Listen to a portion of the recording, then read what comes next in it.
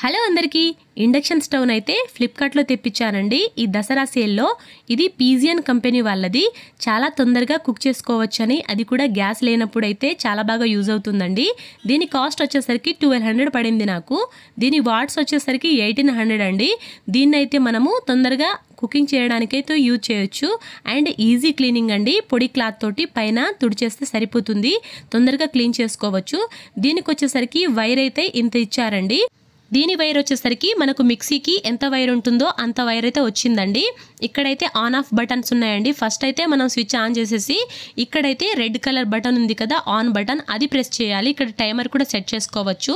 అక్కడ on button కింద functions ఉంది కదా, దాన్ని ప్రెస్ చేస్తే మనకు ఏ కుకింగ్ చేసుకోవాలనుకుంటున్నారో ఆ కుకింగ్ అయితే వచ్చేస్తుంది లైటింగ్. అప్పుడు మళ్ళీ ఫంక్షన్స్ బటన్ ఆన్ చేసేస్తే అది కుక్ అయిపోతుందండి. అండ్ టెంపరేచర్ ఎంత కావాలో అంత సెట్ చేసుకోవచ్చు.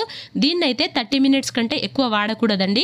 30 మినిట్స్ లోపు వాడిన తర్వాత ఇక్కడ బటన్ ఆఫ్ చేసిన తర్వాత లోపల ఫ్యాన్ ఆగిపోయిన తర్వాతే స్విచ్ అయితే ఆఫ్ చేయాలండి.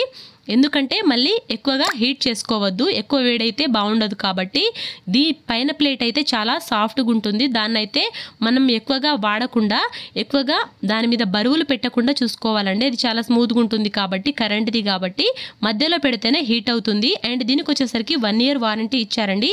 అన్ని స్టీల్ గిన్నెలను అయితే మనం యూజ్ చేయొచ్చు, నాన్ స్టిక్ కూడా యూజ్ చేసుకోవచ్చు. ఐరన్ కడాయి మీద చపాతీ కూడా చేసుకోవచ్చు అండి చాలా ఈజీగా. అండ్ మిగతా గిన్నెలు అయితే సరిపోవు దీనికి. స్టీల్ గిన్నెలు అయితే ఏవైనా పర్ఫెక్ట్గా సరిపోతాయండి.